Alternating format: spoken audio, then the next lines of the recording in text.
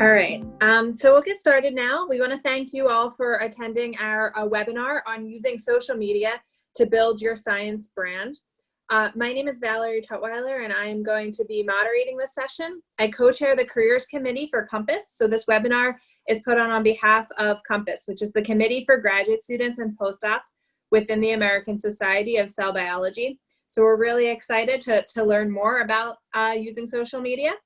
And just before we get started, I want to quickly introduce our speaker, who's Dr. Samantha Yamin. She's a neuroscientist. She runs her Science Sam Media. And later, after she gives a brief presentation, she'll be joined by Dr. Jen Heemstra, who is an associate professor at Emory, and An Lee, who is a graduate student at the Broadson Institute in the United Kingdom. So we're going to turn the presentation over to Dr. Yamin in a moment, but we encourage all of the attendees to be asking questions throughout the presentation. You can do this by using the Q&A function, and I will be asking the questions of all of our panelists following the presentation. So feel free to send your questions throughout. All right, and now I'll turn it over to you. Hi everyone, just give me a moment to get the share started. Okay. There we are. So thank you all for attending. I'm really excited to chat with you today. Oh, it's not working. Okay, give me a moment. Let me get the subtitles figured out.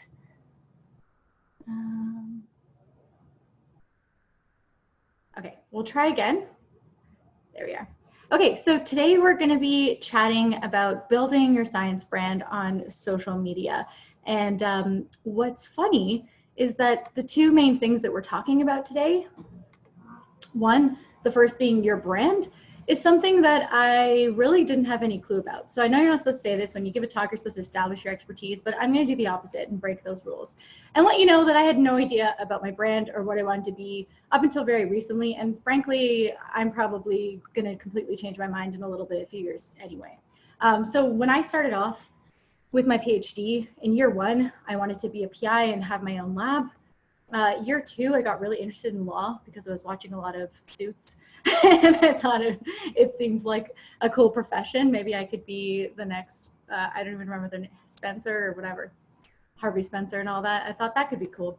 I even wrote the LSAT. Year three, consulting was the hot buzzword, and I was like, I don't know what that means, but maybe I'll be a consultant. Year four, I was interested in science policy, and I did a bunch of things to explore that. Year five, yes, I had a pretty long PhD. I started realizing all throughout I've been doing science communication. Maybe that's a thing that I should actually start considering.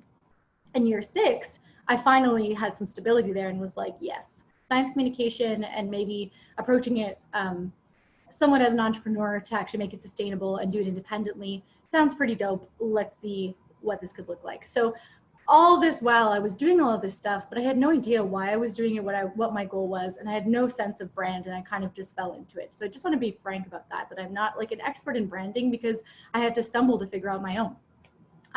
The other thing I'm supposed to tell you about is social media. And I wanted to be transparent and show you that social media is also something that I had no clue about when I started using it. And so if you are completely new to it too, I just want you to know that like I've been there. So excuse me. Here you can see like my first ever tweet on Twitter was to Pizza Nova about bacon. I didn't know what I was doing. And honestly, I don't know if I regret that tweet. I still agree with it. And then over here, these are some of my first Instagram posts. I scrolled back just for this presentation. And like, yeah, that's, I think, a caribou penis and testicle. Like, I was really figuring stuff out as I went. It was me at a museum and I thought it was something I should share. Anyways, social media and branding is what we're talking about, and they're things that I had to learn as I went. So don't feel bad if you're not an expert in this. This is something you can acquire through experience. And my goal today is to show you some of the stuff I've learned now having worked with these things and thinking about these things for several years. So even in those early days, I will give myself some credit that maybe I didn't know why I was doing things, but I was doing some things right. And retrospectively, I was able to pick up some stuff that I did right. And like, good for a young Samantha that I kind of, I don't know, my experiment some of my experiments worked out, others didn't. So I wanted to point out, and throughout this presentation, that's what we're going to talk about. Some things that I've learned that have worked, some things that haven't. So in this post, if I can just show here on the left, the thing that I did really well, I think, and without really knowing what I was doing or why I was doing it, was saying what I was up to. I was attending a Canadian science policy event in Ottawa, and I wanted to let people know, like, I'm here, this is cool, it's what I'm interested in. Over here on the right, I was at a stem cell meeting, and I just let people know, like, I'm at this meeting, who else is there? That was a really good example of trying to build community. I'm not saying I did a great job of it, but you can see there was an attempt to kind of build community online. Here, there was an attempt to share what I'm interested in, let people know my interests. And at the bottom here, I was attempting to now start to showcase my expertise. Let people know, like, hey, when you're sick, do you think about what remedies are placebos? I'm starting to establish myself and build some sort of voice.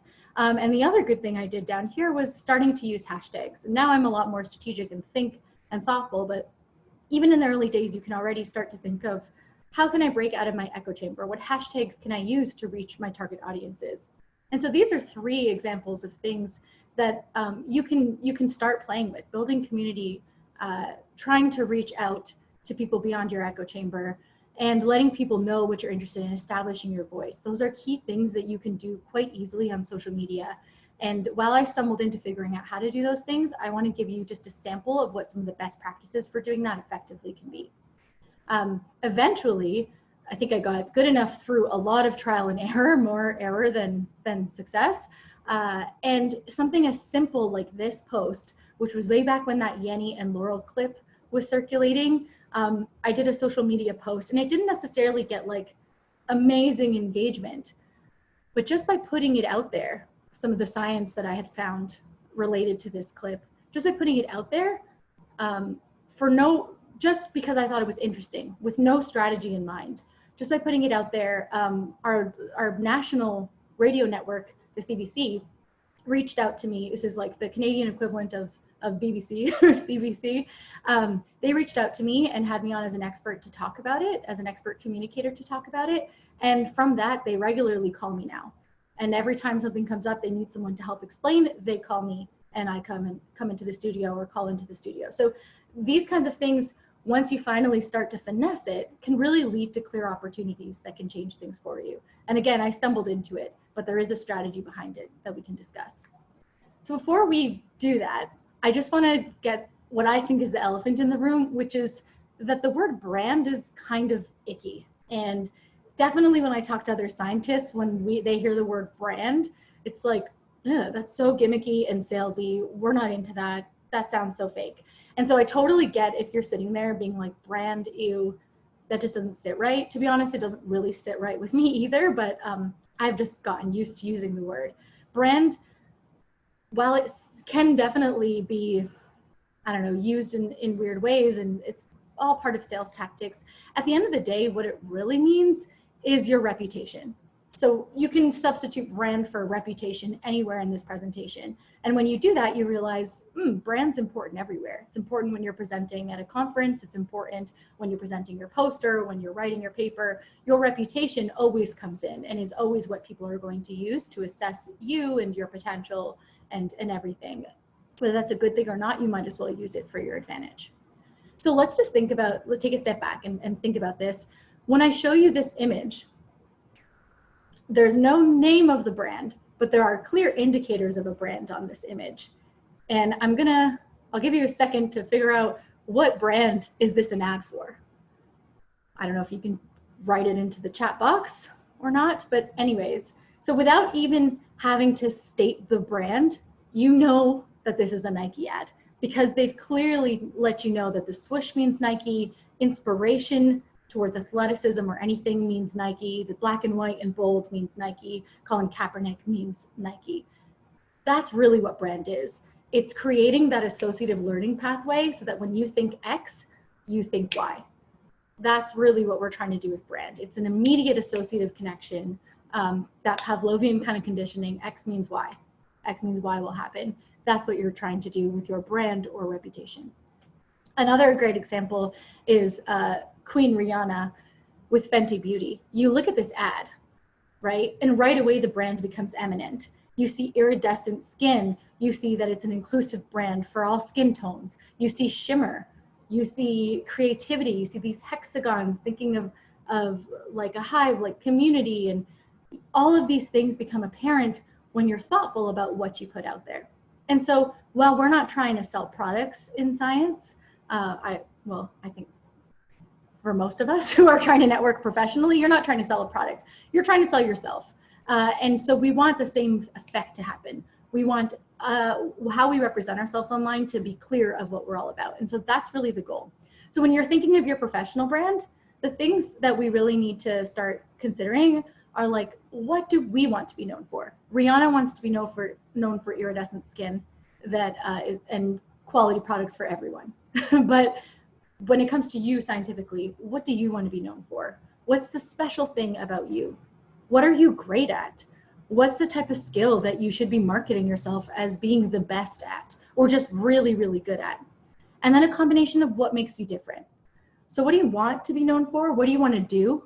That's kind of how you figure out what you want to be known for. Well, if I want to go into this field, I want to be known for doing something in that field. What are you great at and what makes you different? And your brand should make each of those three things pop for it to be effective. You wanted people to associate those things with you and your reputation to be so strong that that learning pathway is strong too. So how can social media help with this? Well, a few different ways. Let me just move this.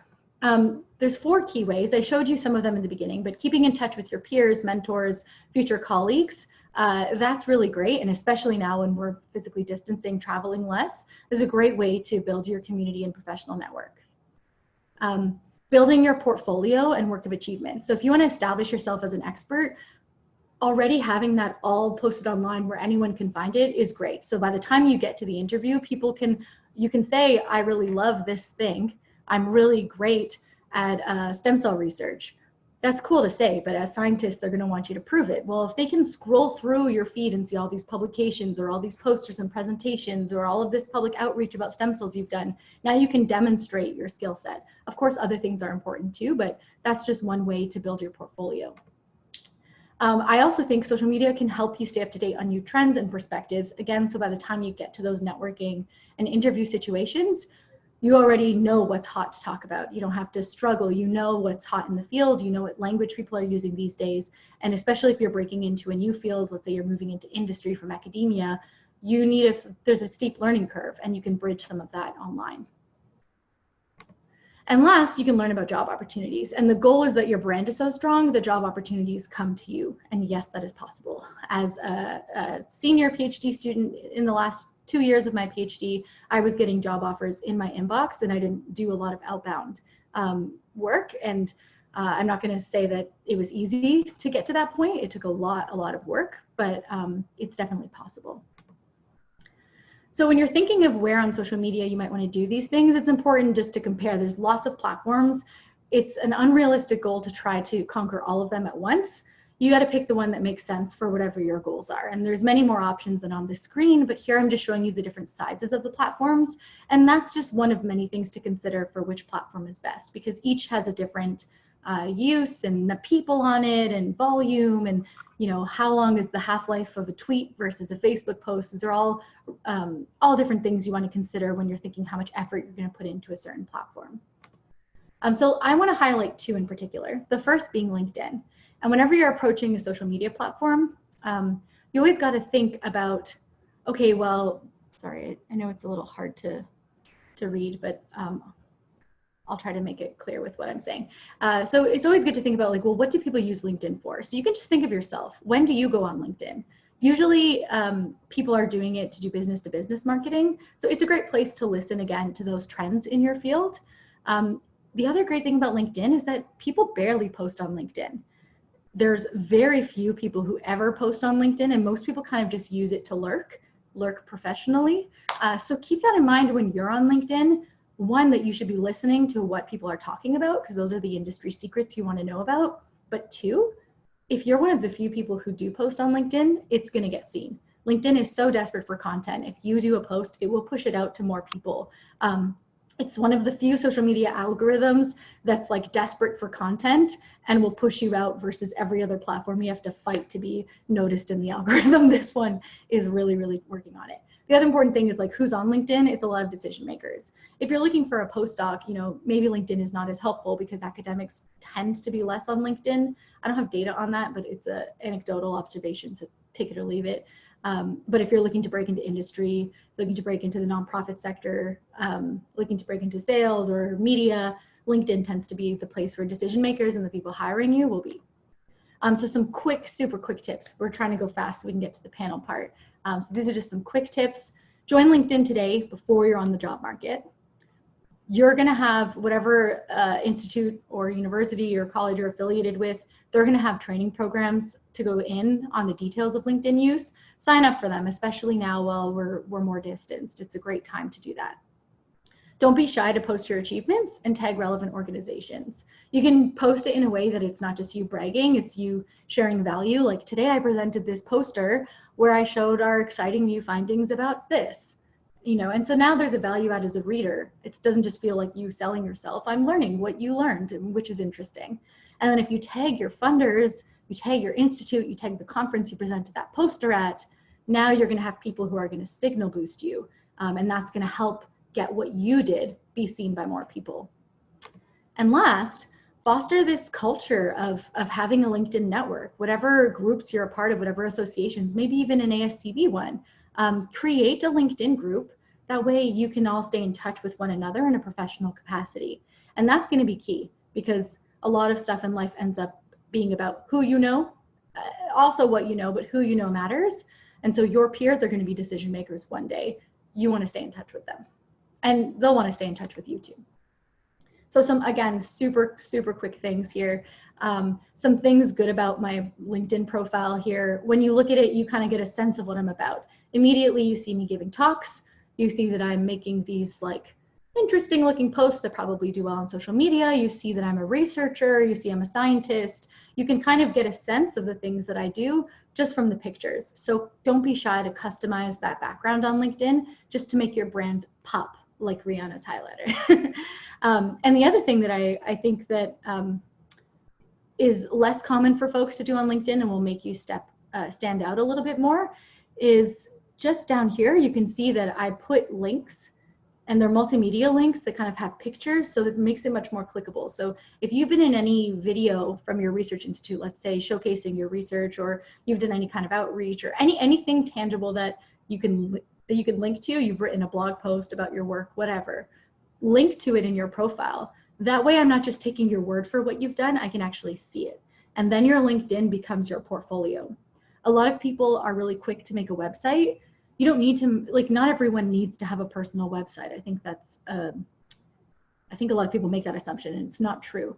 So before I ever got a website, I had a LinkedIn page that I invested a lot of time in so that it could be my portfolio. If people needed to know what I was about, I could just link to my LinkedIn. That's the point of it. That's where they got the name. When your LinkedIn now can no longer support all the things you've done, then it makes sense to get a website. So invest some time in your LinkedIn page. It's really worth it. And that's where recruiters will find you. And that's where you get the influx of job offers. Okay, so briefly onto Twitter, and then we'll move on to our panel. Think about the platform. It has, you might notice this if you've ever logged into Twitter, it's an abundance of content. It's a lot, it's overwhelming.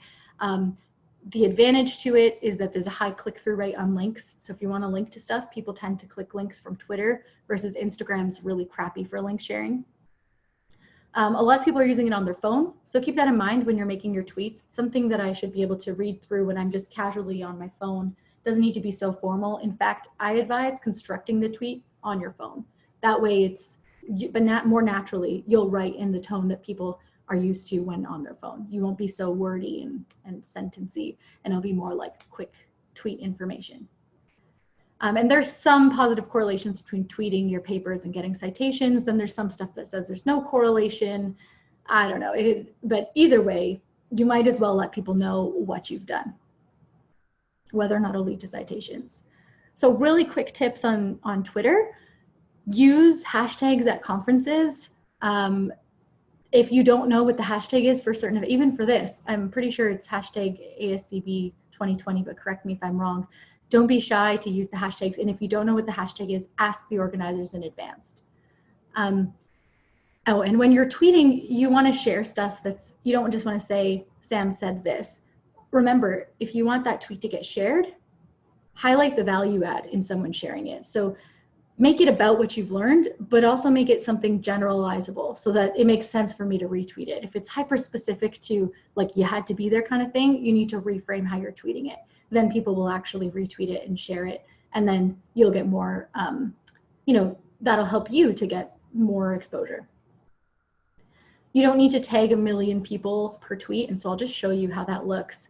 You can write up your tweet and then attach a picture and tag people in the photo. That way, instead of crowding your tweet with all of these ats, you just hide it neatly in the photo.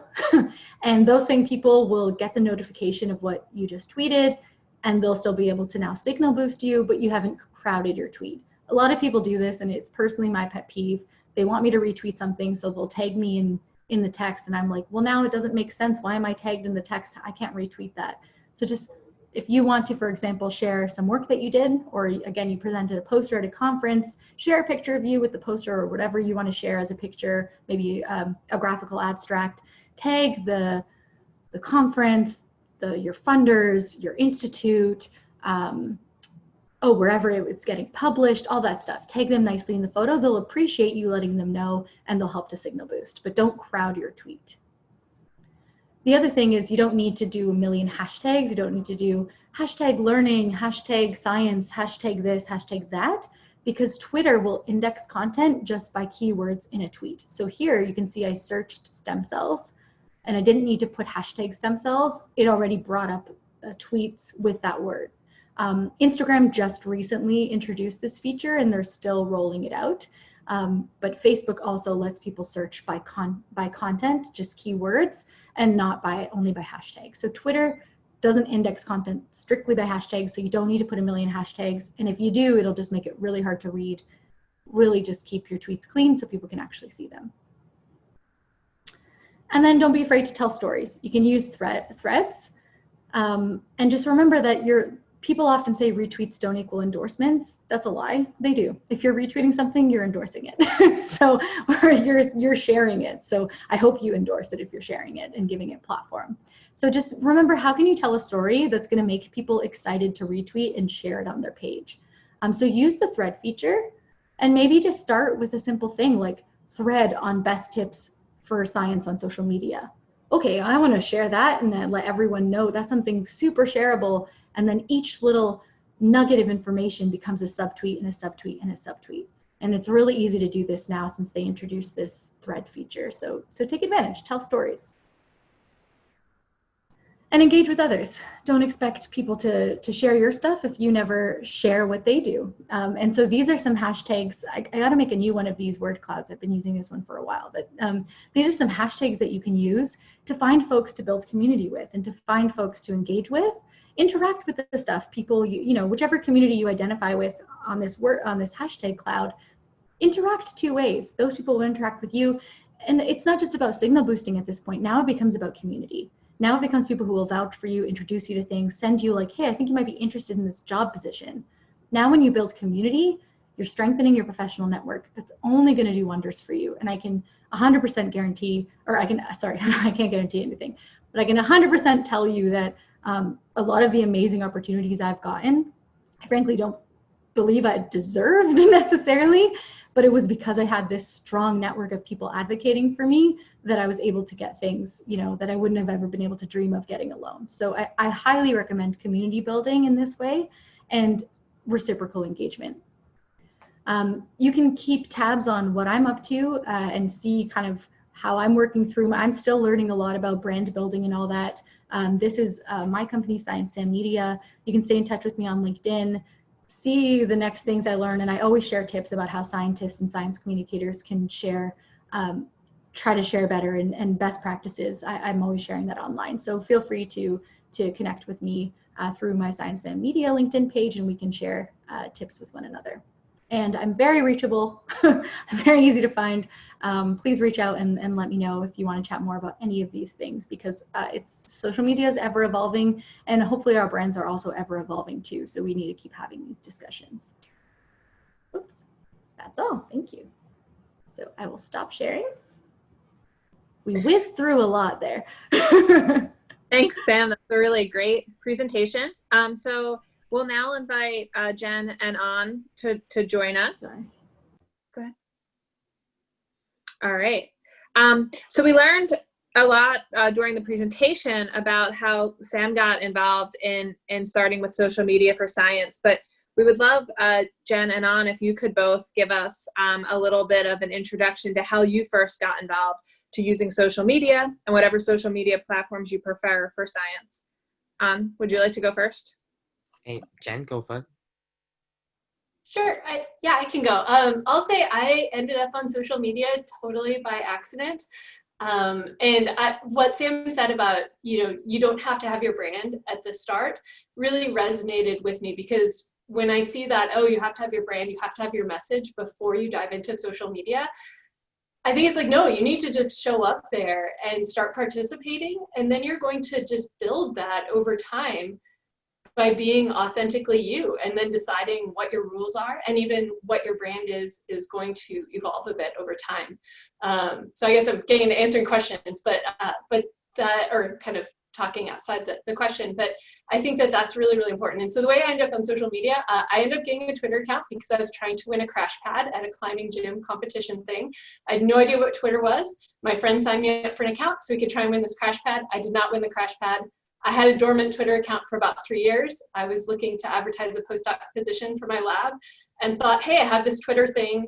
I don't know how to use it, like reset my password and everything, got on there, posted. And then it was just, a thing where if I was waiting in line at the grocery store, all of a sudden now I could actually log in because I reset my password and all of that. And I just started scrolling. And I saw a lot of dialogue around topics that I realized I cared about and had something to say, and realized, oh, well, I can just dive in and start saying the things I have to say about this. And it has just taken off from there. So yeah, I think it wasn't ever super intentional. And I definitely stop and think about, like, how do I want to be using this? What do I want to be my purpose? What do I want to be my ground rules for me as I engage on Twitter? But even that is changing over time. So I'd say just, dive in, go for it. I only do Twitter. My brain can only handle one social media platform at a time. So I'm technically on other platforms, but I am super dormant there. So for me, thank you, Samantha, for a really good presentation, because I did actually learn a lot from your presentation. For me, actually at the beginning, I used a lot of Facebook. So I used to have like a group of just for like biologists on Facebook, and then I start sharing like questions about science and stuff like that. And it's just more like a passion for me at that time. But then I realized that it's on Facebook, it's very difficult to like connect with people, because you have to like send friend requests, and then it's quite restrictive. So I discovered Twitter, and then at the beginning I didn't know how to use Twitter as well. Like I was like, well, okay, I have Facebook, why do I need Twitter? But the first time that I tweeted the pictures of a movie of cell migration, so that was the first time that tweet got trendy on Twitter, and I thought, oh, that's actually really good, because you start branding yourself, and people start picking up from what you're doing, and then people endorsing it, as Samantha said, they retweeting it, so that means they like it. So I thought, okay, well, I can start doing something from here, because I really enjoy sharing the science, the kind of things that I do in the lab with people. So I think Twitter was really helpful with that. So at that point, I start posting some of the pictures that I took from the microscope. Maybe it's not something nice, but I thought, oh well, I mean, people always appreciate something on Twitter, like about science and stuff. So so that's when it just start getting a bit trendy, and then I start connecting with people, and then I start talking to people, and then discussing science on Twitter, and then that's how building up the number of followers, for example, the thing on Twitter as well. So yeah, so that's how I get into this. All right.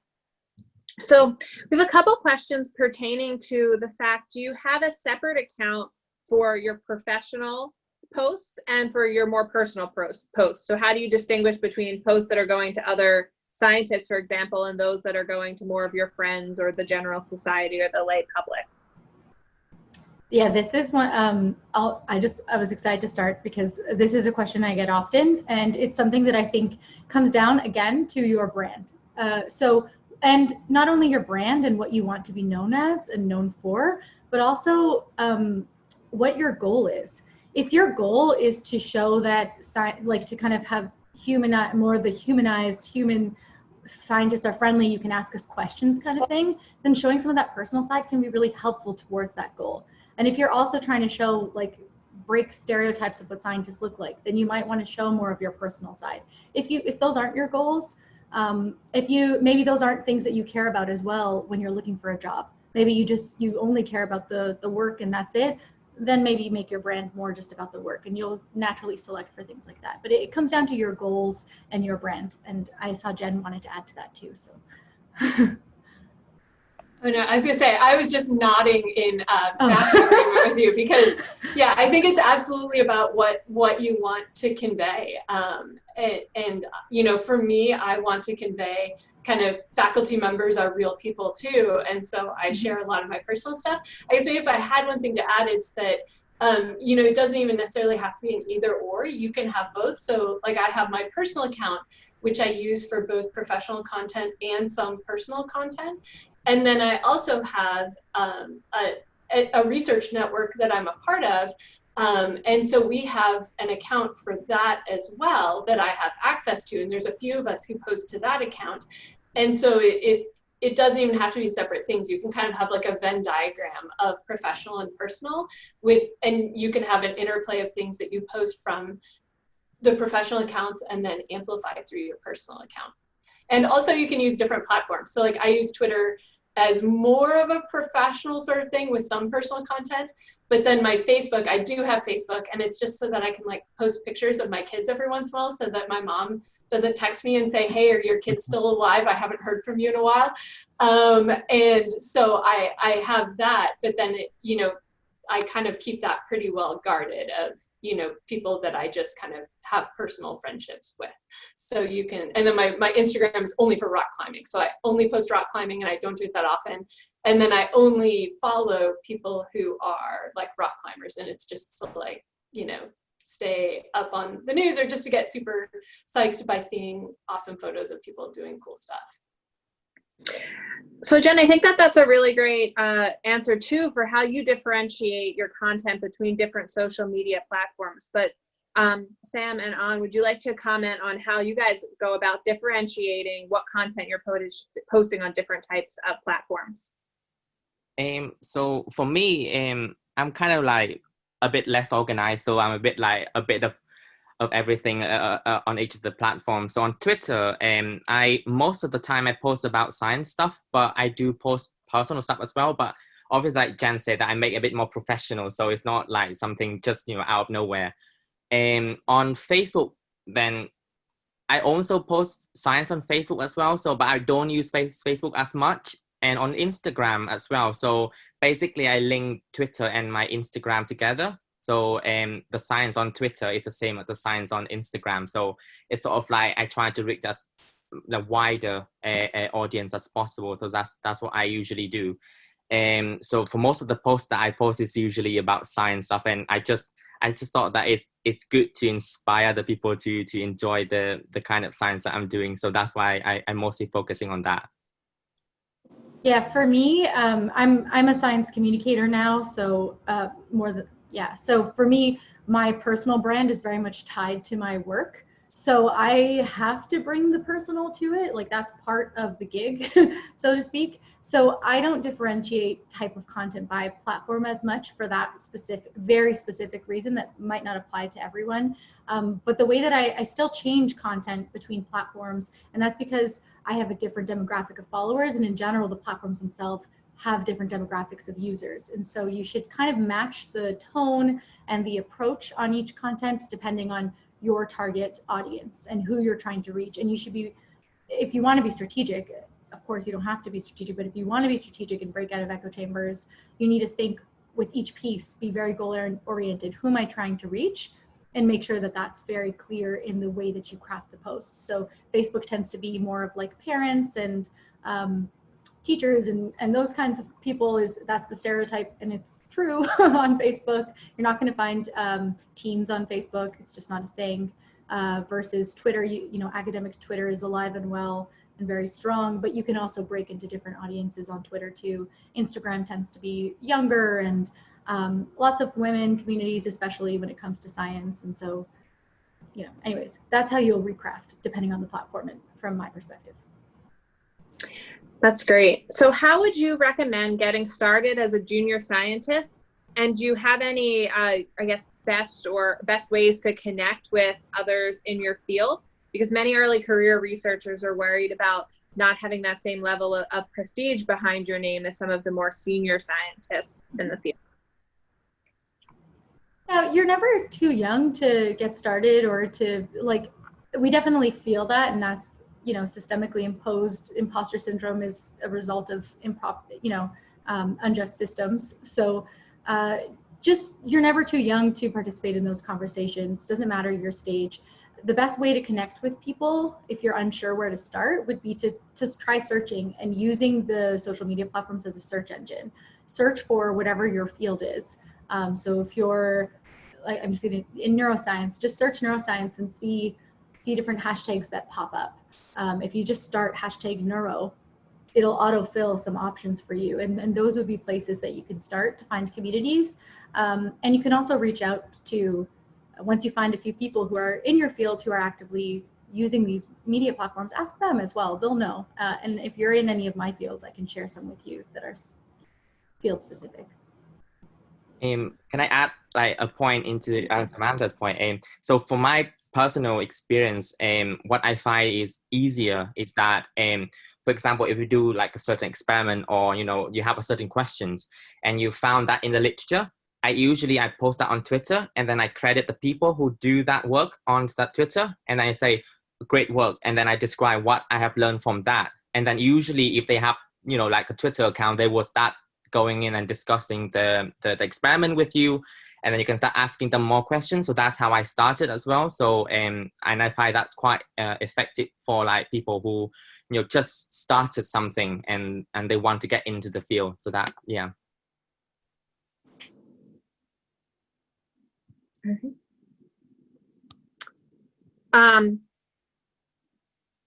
So for our next question, people are wondering about all of your thoughts on promoting your work, whether it's science-based work or outreach-based work on platforms such as Twitter. Should you tag people? Are there certain ways that you should let people know about your work so that they may retweet it or forward it or share it, depending on the platform?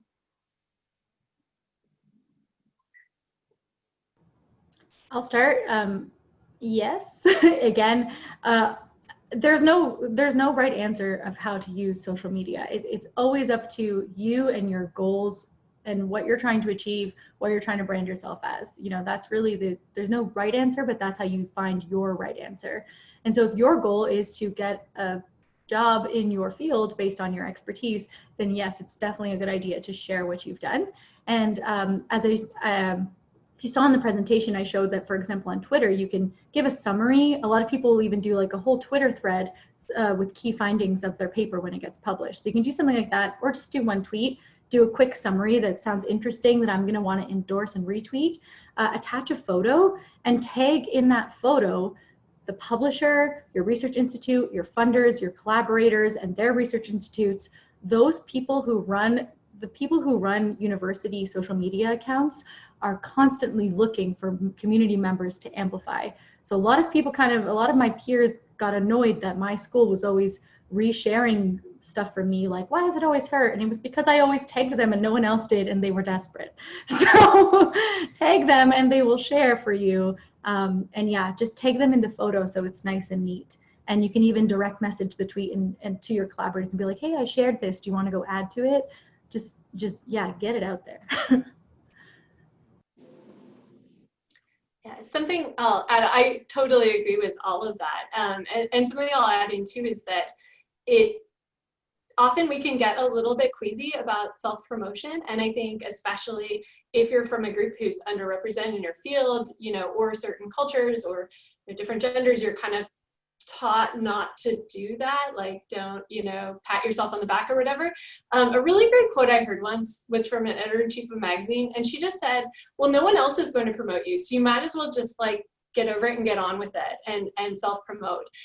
And so I think that there's also kind of a fine art to doing that. You know, I'll definitely say that if you're talking about your own work on Twitter and people are following you, they're following you because they're interested in that. And so don't feel bad about sharing your own thoughts, sharing things you're up to, places that you're giving a seminar, posters that you're presenting, papers that you publish.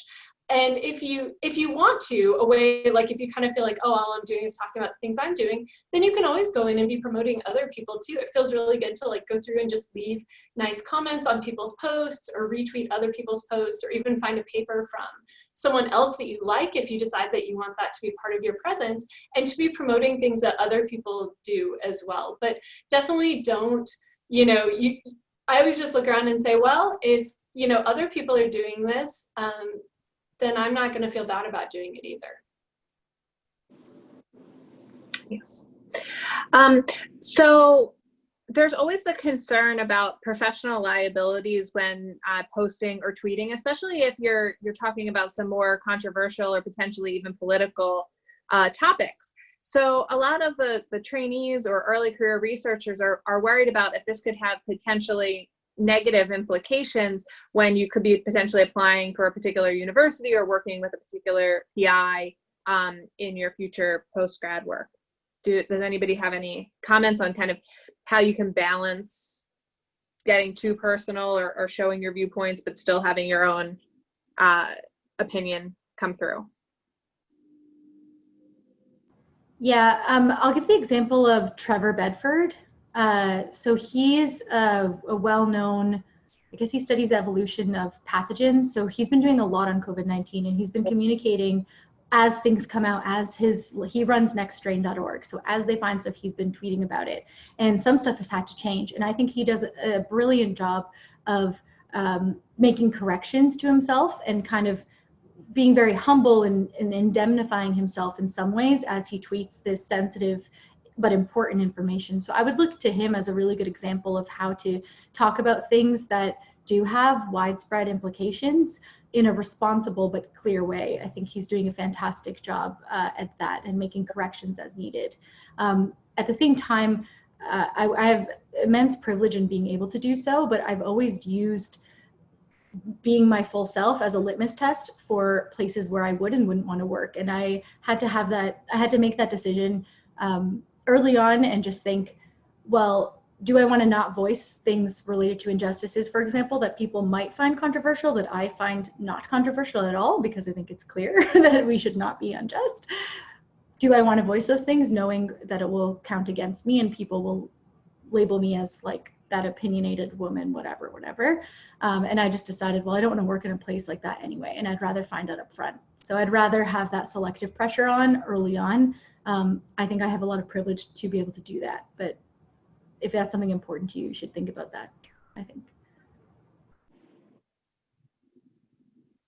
I'll add into that too, that, you know, and again, I can't say this enough, I agree with everything you just said. And to think about where you want to end up, it's kind of hard to predict, you know, exactly where you want to go. But if you do venture beyond, even just tweeting about science can be controversial, as Sam pointed out. If you're tweeting about the science behind COVID-19 and saying something like, hey, the study showed that hydroxychloroquine doesn't do anything. I mean, that is now like a political tweet because in this environment that we live in. But just realizing, something I've come to realize is that everything you post, or just your persona and the aggregate of your posts and the reputation you build through that, it will open some doors and it will close some doors, right? You know, any employer is not kind of a monolith in what they're looking for. And so, you know, for example, I know academia, so I'll speak to that. You know, if you're, actually that itself is a good way to kind of indemnify yourself. When I post about science, like around COVID-19, I'll say, hey, I'm not an epidemiologist, but I am a chemist. So I can't tell you about this, but I can tell you about this. So then I'm kind of, you know, carving out what I can speak to. And so as an academic answering this question, I'll say that, you know, if you were hoping to end up working at, say, a Catholic university, you might want to be very guarded in what you post on politics, because, you know, on some topics that that set of universities has strong opinions on, what you post could, you know, close doors for you with employment opportunities. But then pushing back on, you know, being political can open other doors as well. I mean, I think of some of the most renowned scholars in my own institution. You know, one of the scholars I look up to the most in my institution is Carol Anderson, who wrote White Rage. She is extremely controversial, but in a way that our university very much endorses. You know, she's speaking out against racism and, you know, just this whole idea of white rage and why there is so much anger about, you know, even racism being talked about. And so in that case, you know, obviously she's a world-renowned scholar, but if there were someone who was a grad student or postdoc who were talking about similar things, in that case, you know, at a university that values that scholarship, having that reputation could help you get the job then. So again, it's just thinking about, you know, what even, you know, with how I tweet and the things I talk about, you know, it may close some doors for me in my future career, but it will probably open some doors as well. And just kind of making those decisions somewhat consciously can be really helpful. So kind of owning that you're doing that intentionally. I kind of want to add a point, because as an early career researcher, it's quite difficult for us to express our political opinion, because it can have like quite a big impact in the future. So from my personal experience, I usually don't tweet as much a political tweet on Twitter. But when I do, as like Jen said, I pick the right words and be humble about it rather than being critical. So I'm open for people to comment, and also I'm open to learn from what other people have to say. So you don't impose your own opinion on other people. So that's, I think, is important for, you know, people who want to share the political view but don't want to, you know, face the consequence of it, as you can say. So like I recently tweeted something about a face mask, for example. That is something that I believe about, and you know, people, you know, COVID-19 and people should wear face masks. I used not to believe in that because it's quite controversial before, but then now I changed my mind. So I just want to express my opinion. So, you know, I'm open to people who, you know, have more expertise in that field, and, you know, they can teach me how to do it, but I'm just want to say my own opinion, but in a humble way. And that, you know, allow people to have their opinion on me as well. So that is just my experience. I love how you did that, by the way, An. I just was looking through your Twitter and saw how you did that, and I thought it was great. And I love how you also were so humble in being like, I was wrong. I changed my mind. And to be able to show that as a scientist, that like that's what we do. We change our minds with data was just so great. I was really excited about that tweet. Sorry, just fan moment. That's great. So for those of us that are interested in having a real world impact or engaging more in an outreach side of science, do you have any suggestions for engaging with a broader lay community as opposed to other scientists? Yeah, lots. There's a lot that goes into it, but I would say, you know, just define who you're trying to reach. Just saying like, for, you know, people say the public, there's no one public. We are part of the public also. There are many publics, there are many people out there, and we are lay people in other fields. I don't know anything about physics. So just remember that we're all a part of who we're trying to reach in some way as well. And so we have to really carefully define who we're trying to reach. It can't just be like anyone not in my field. Try to define like, well, do I most specifically want to reach teens who might, you know, want to reach teens? Do I want to reach moms? Do I want to reach like queer science lovers? Like, who do I want to reach? Define them somewhat, figure out where they are and the way that they use social media. If you're trying to reach teens, like you better be on TikTok because that's where the youths are these days. So get on TikTok, observe how they do it. Don't come in and try to be like, this is how I'm going to talk science. That's the deficit model of science communication. Doesn't work.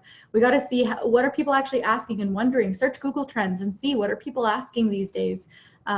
And yeah, watch on TikTok if you're trying to reach teens, see how they communicate, and then think, how can I engage? How can I share meaningfully what they seem to be curious about in a way that they seem to like to have conversations? And that's how you really break out of echo chambers and reach those audiences, by listening to them first, listening, then speaking once you have a connection and understanding with your target. That's the strategy. There's a lot of specific technical things that you can do, but it's, I think, beyond the scope of what we can cover in this panel. I'll add on that as you build a bigger and bigger audience, you're going to have more non-scientists or more people outside of your area.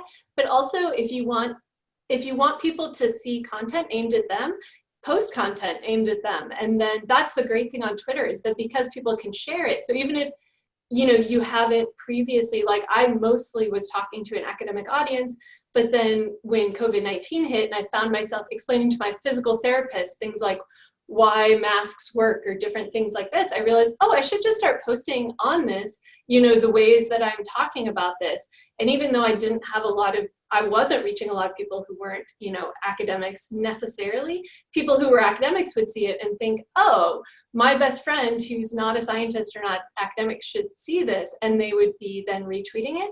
So I think if you, again, create content that is appealing to that group of people, then they will start reading it and sharing it. And yeah, to reiterate what Sam said, when you're doing science communication, it's realizing that, people are intelligent, people want to learn.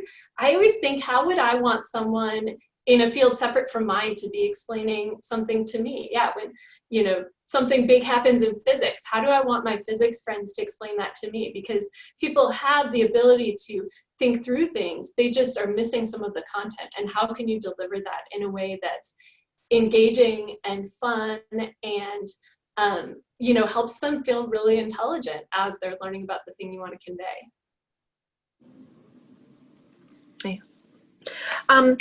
So for those of us that currently or in the future will run a Twitter account for a lab, do you have any suggestions on tips and tricks for running a lab's Twitter account? I guess that's probably best to go to you, Jen, specifically. Yeah, my best tip is to not run your lab account. So our lab account is totally student and postdoc run. I don't even have the password to the lab account, so I couldn't post there if I wanted to. I think I maybe accidentally saw it once, but it's not something that was ever shared with me. And that kind of happened accidentally. I kind of got on Twitter just, again, playing around and doing my thing. And then by the time our lab decided to have an account, it was like, okay, well, I'm kind of over here with my message. We should have a dedicated lab one. But I actually think that at least that works really well for us, because then I can post the stuff I want. Every once in a while, they'll retweet something I post because they agree with it. But more so, I can see the stuff that they post. So like all of the promotion of papers from our lab can come from the group. And then I can go in and amplify that and retweet the stuff that they're saying. So that's been really fun. And then they've kind of guided what they want that account to be over time. And even, part of it, like what I said about self-promotion, is realizing that, okay, if we're posting about the papers that our lab publishes, wouldn't it be kind of fun if we posted about papers that other labs publish as well? And so we've made that, they've made that part of their Twitter profile. So, I will say, I always find it a little strange when it's like something lab, and you're like, wait, is that the PI or is that the lab? Because I'm not my lab, I'm a member of my lab. And so I'm not even a member of my lab's Twitter. And I think that kind of actually reflects the relative importance of each of us in our lab as well. So, and that I am, again, I don't run experiments, so I'm the least important person in my lab. And so, yeah, for us, it's worked really well to have separate accounts. I know other people who are doing that as well. But again, just being intentional about like, what do you, what's the message? And if it seems like that's not working, to then split them apart. Yeah, I kind of want to add in a bit as well, because I personally really like lab who has their own Twitter account, because the reason is that I know that I could follow the member of the lab as well. Because, like when you see one or two people on Twitter and you wonder, oh, what lab do they work on? And I kind of want to know the PI, then, like on the kind of topic, the research that they do. So if they have a lab Twitter, then I could know, okay, so these people in here, oh, yeah, I recognize them from this lab, and then I could start following them as well. So I think it's a good way for both the lab and the other people as well to start making network and making connection, because it's, for me, like from my experience, I find it really easy to start following people who working in the same field and who doing the same thing, and networking with people of the same interest. So that's my experience. Nice. So whether you're sharing for a lab account or whether you're sharing for your personal account, if you are sharing papers and specifically images or figures from those papers, do you have any advice on how you can avoid journal copyright infringement or anything with pre-publishing when sharing some of these things? Yeah, I can speak to that a little bit. I won't, this is not, so disclaimer, this is not legal advice, but this is my understanding of the copyright agreements, is that if you go and take an image, cut an image from your paper and share that, that could be considered objectionable. I think the journals have never complained about it because, again, especially if you're tagging the journal and you're amplifying things that drive traffic to them, that's beneficial. But it is true that a really effective way to tweet a paper is to share the link, but then rather than that, usually won't pull up like a card, or it'll be like a blank card. It won't be something that encourages people to click on it. So share the link, but then add a photo that's a key figure, like the abstract graphic. Oh, I'm getting a thumbs up from Sam. Good, I'm like on the right track here. Share like the abstract graphic from the paper or some key graphic. And if you want to get around the copyright, what you can do is just share, if it's your own paper, you can share your version of that. So if you open up the file where you created that graphic, cut that out and share it. It's just like as things like, PubMed makes everyone deposit their papers, and you don't deposit the final paper because that would be copyright infringement. You deposit your last accepted revised version because that still belongs to you and that you solely generated that. And so it's kind of a fine line, and you couldn't ever prove the provenance of the figure, but if you want to feel better about it, share the version from your computer that you made. For me, I usually have like multiple videos of the same thing. So instead of sharing the exact figures, I take the other videos that I have that I'm not going to publish that, and then I put that on Twitter. It's convey the same message, but it's just different, and nobody can blame me that I'm copying from from something else. So that's usually what I do as well. Nice. Do you find that a lot of people share career opportunities on Twitter or on other platforms? And do you think that this is a good place for graduate students and postdocs in particular to be looking for job opportunities? I'll briefly say yes. I find a lot on LinkedIn and Twitter specifically, and I think it's a good idea for it to be there because a lot of the traditional there's a lot of gatekeeping that goes into the traditional ways that we share opportunities. And so I like that you can kind of democratize things a little bit by sharing it on platforms anyone can access. Of course, knowing who to be following for that is a whole other thing, but that's why you build that strong network. And then now when the best advice I got during my PhD was from my friend who said, well, Sam, tell people what you're interested in. And I was always so afraid when I was considering a new career option to say it, because I'm like, oh, what if I change my mind and people will judge me? Then this friend was just like, just say it, and then we can know and we can help you look. And so then I started just saying, well, yeah, I'm interested in this field broadly. It doesn't mean I'm marrying it or making a commitment to it. But then because I stated that interest, then people started sending me stuff as well. And so, yes, post things there, yes, look for things there, but at the same time, make sure that people in your network know what you're interested in so that they can help you look, because there's a lot of stuff online. Yeah, I completely agree. From my experience, from my personal experience, is that I actually made my own blog. So in my blog, I usually you can express your own self. So I usually post like what I'm interested in and what kind of experiment I'm doing, and then I post it on Twitter. And then actually people read the blogs, and then some of them actually contacted me and asking me if I wanted to work for them as well. So that is one of the things that you could also consider as well. So making a blog is fun writing as well. Nice. So Jen, we have a couple of more questions that circle back to your specific advice on talking about lab Twitter accounts. Do you have any advice for the trainees specifically that may be running or are currently running their PI's account? And specifically then from the PI side, do you have any advice on how to set some ground rules for the students that are running the account to make sure that they don't become too political or too controversial or something that you might personally agree with?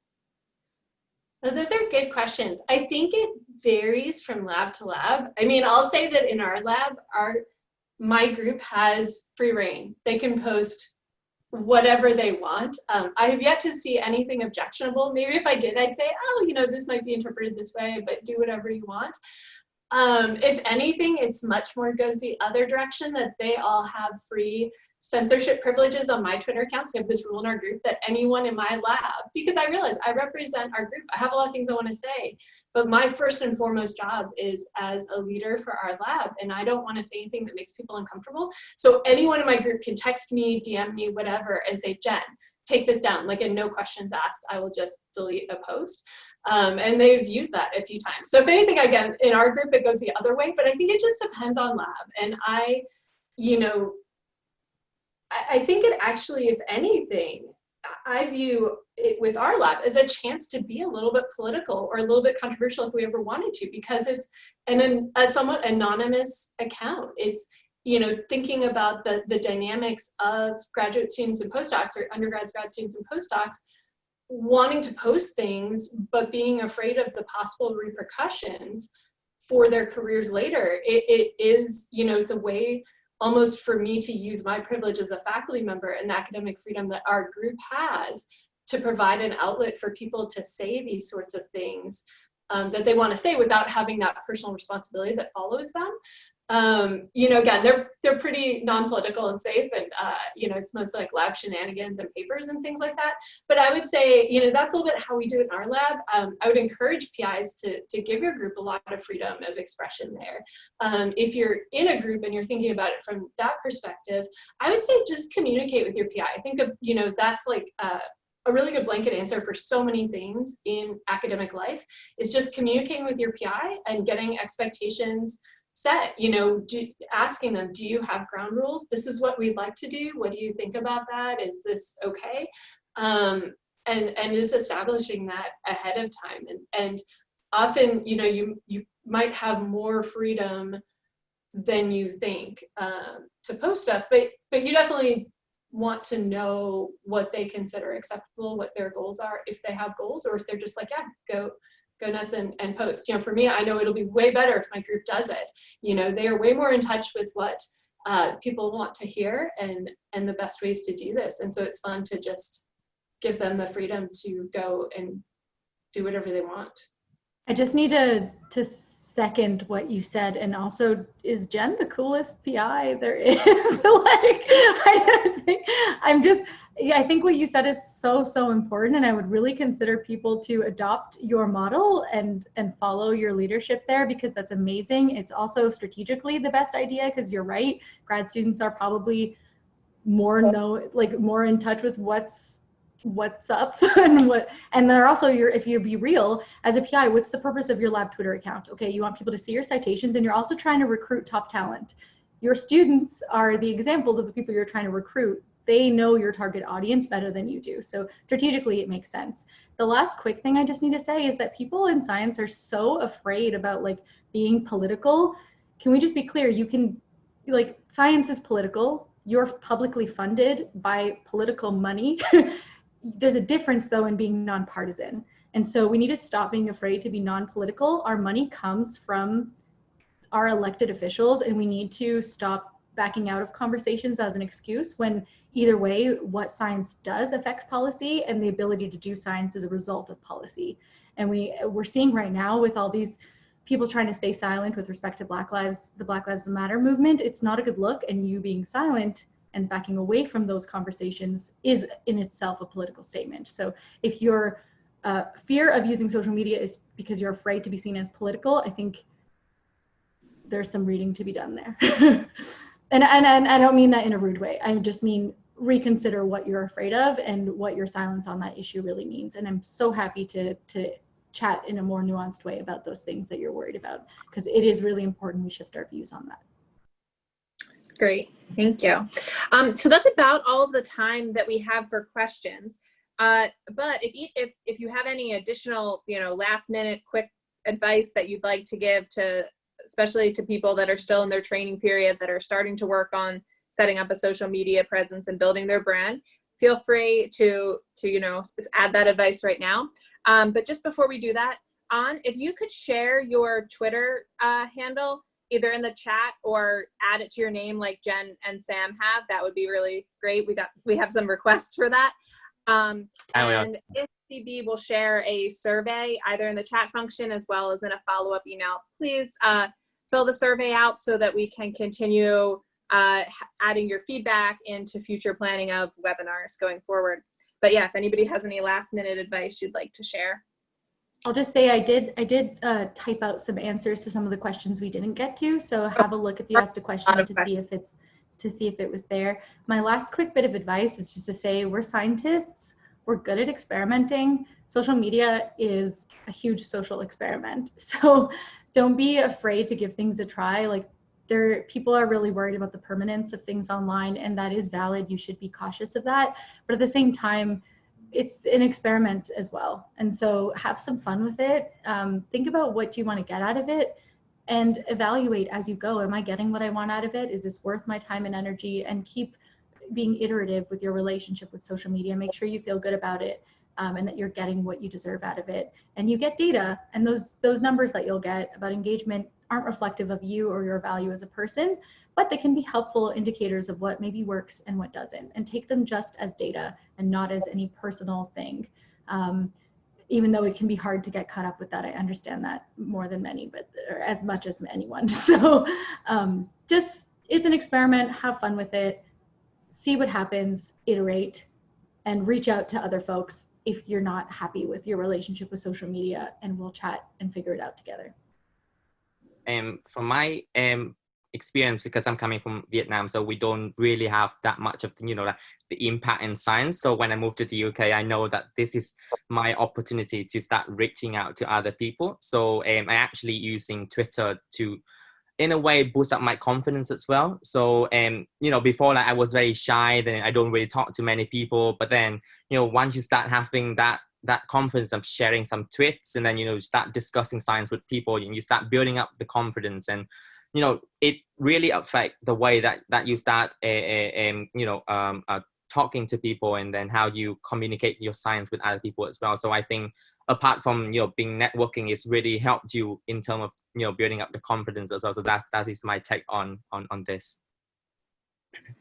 I'll say all of that, all of what Sam and I said. And I'll add that, some people are hesitant to, I talk to a lot of people who are like, oh, I want to join Twitter, but I'm just afraid of how much time it will take. And, you get to control your experience. You get to control how much time you put into it. Some really good advice I heard once is you don't owe anyone on Twitter anything. I try to respond because that's part of how I want to be on Twitter. But if I get busy and I can't reply to every comment, that shouldn't be a reason not to be on there at all. And also you can cultivate your experience. I was talking with a friend and they said, gosh, my Twitter is all just these people bragging about how amazing they are. And I was like, really? My Twitter is everyone sharing our insecurities and talking about our struggles and supporting each other in that. And so with who you follow, and even with what you like, Twitter will keep giving you more content like that. So if you don't like the content that you're seeing, and you want to change that, you can change that through who you follow and who you like and who you retweet and all of those things. So you have control over that. And also say just, be authentic. You can certainly, like Sam said, learn a lot. And I said this too, is learn a lot by what other people are doing and see kind of what works, what's engaging. It's not writing a novel. It's something kind of quippy and short on Twitter, or, for Instagram, it's all about the photo or whatever it is. But model yourself after what other people are doing, but be you. The thing that will get you attention is that there's only one you, and there's only one person out there who has your blend of experience and your perspective on things and your voice to share. And when you let that come through, that is what's going to make people want to follow, because it's a voice that they're not hearing anywhere else. So kind of don't be afraid to just be authentic and be true to yourself. Great. Thank you all so much. This was a really exciting session. And yeah, thank you again. And thank you to everybody else for attending the session as well. We hope that you all enjoyed it and that you fill out the survey. Thank you.